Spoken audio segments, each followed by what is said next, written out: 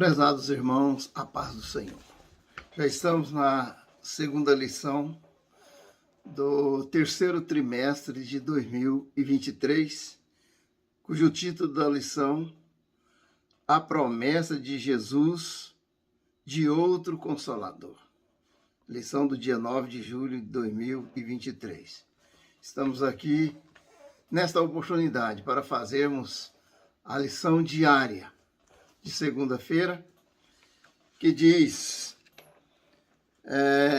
Lucas 24, 49.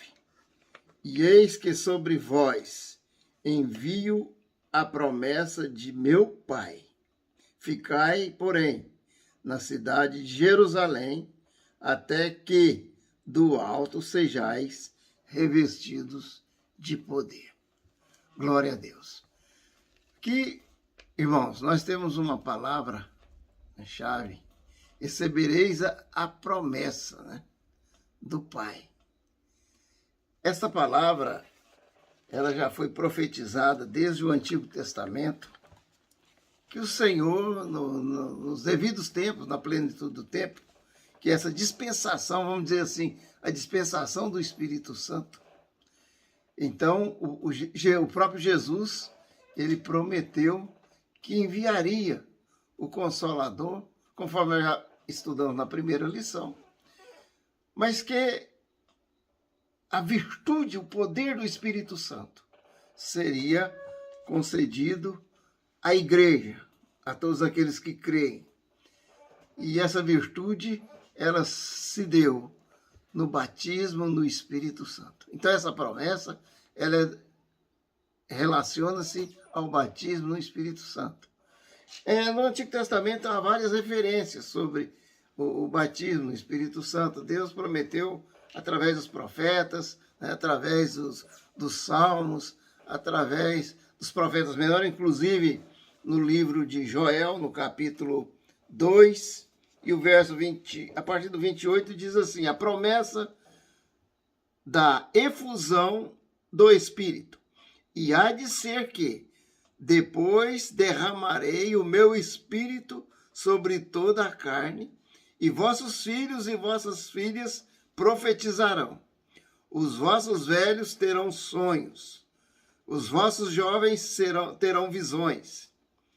E também sobre os servos e sobre as servas, naqueles dias, derramarei o meu Espírito.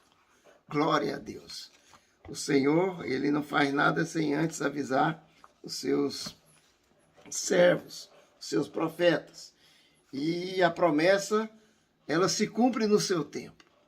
Então Jesus, ele instruiu aos seus discípulos, quando estava sendo assunto aos céus.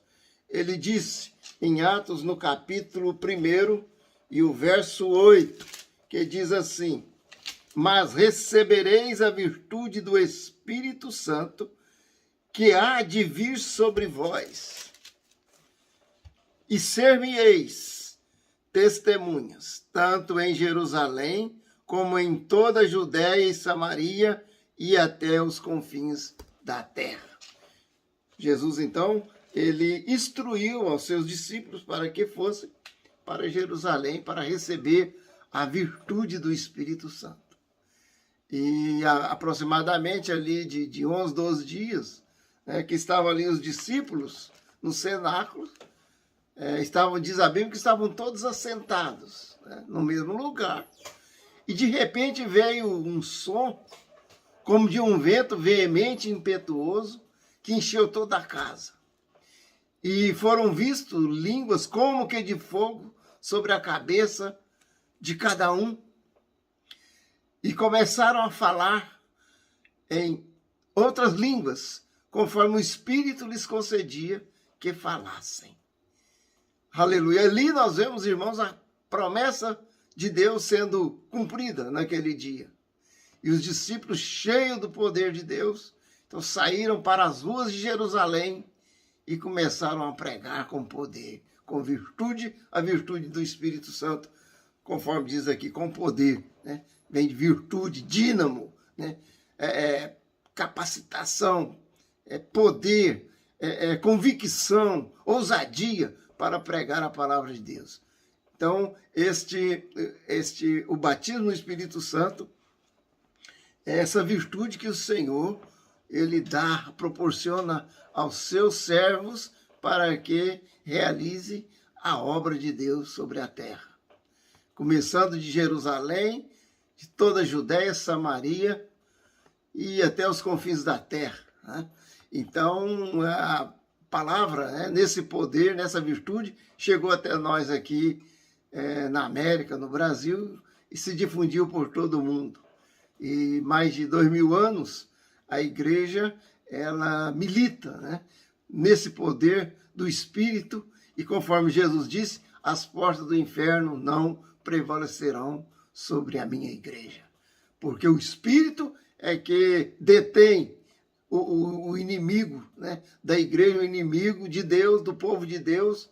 Então, enquanto está o Espírito aqui, na igreja, detendo a operação maligna do inimigo, a igreja ela continua trilhando vitoriosamente no poder do Espírito Santo. Oh, aleluia, glória a Deus. Então, irmãos, o Espírito Santo, ele, quando o crente ele é batizado, então ele tem um poder, né? Um poder, vamos dizer assim, sobrenatural, um poder excelente, uma virtude poderosa para testificar do nome do Senhor, para pregar com ousadia a palavra de Deus, né? Para glorificar o nome do Senhor através do idioma celestial que o Espírito concede a cada um que fale, como essa evidência do batismo no Espírito Santo. E o crente ele recebe dons espirituais e se manifesta, né, os dons espirituais na vida do crente. E o crente ele realiza a obra do Senhor com sucesso, né, com ousadia, com prontidão no poder de Deus. Louvado seja o nome do Senhor. Então nós vemos, irmãos, que a palavra de Deus se cumpriu, né? E eis que sobre vós envio a promessa de meu Pai. Então o Senhor, ele é fiel nas suas palavras. Muitas promessas de Deus já têm se cumprido, igual já se cumpriu o batismo no Espírito Santo, a vinda do Espírito Santo para estar com a igreja, porque o Espírito Santo é que dá vida para a igreja. Sem o Espírito Santo, certamente não haveria obra, porque o Espírito Santo, conforme temos visto, é a terceira pessoa da Trindade. É Deus, né, guiando o povo de Deus através de Cristo para chegar a Deus.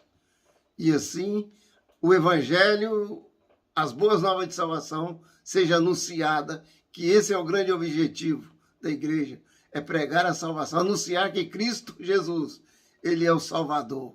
Somente por ele se chega a Deus. É o Espírito Santo que convence o pecador, do pecado, da justiça e do juízo.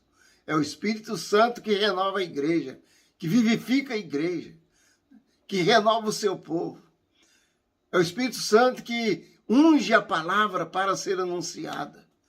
Sem o Espírito Santo não haveria nenhum poder, nenhuma manifestação da glória de Deus através da igreja, porque seria uma igreja morta. A igreja que não tem o Espírito Santo, ela é uma igreja morta. O crente que não tem o Espírito Santo na sua vida, ele é um crente estagnado, um crente pacato, um crente moroso, né? Mas à medida que o crente busca o Espírito Santo, ele vai se renovando a sua vida, vai avivando.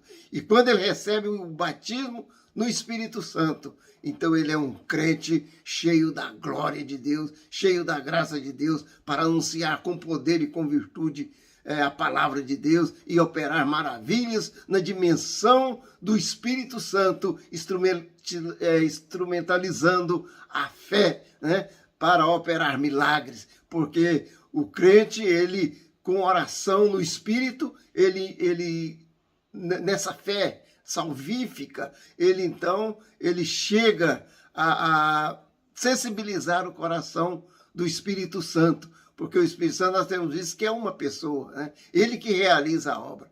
E então ele vai operar os milagres. É ele que faz, né?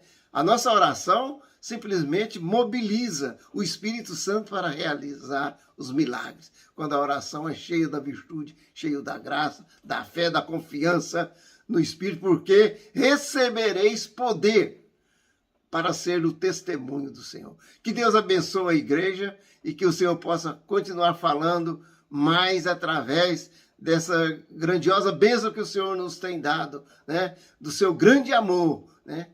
Que nós temos essa esperança que não se confunde de forma alguma, porque Deus derramou o seu amor aos nossos corações pelo Espírito que nos tem dado. Romanos 5,5. Deus abençoe os irmãos. Fiquem todos na paz do Senhor. Amém.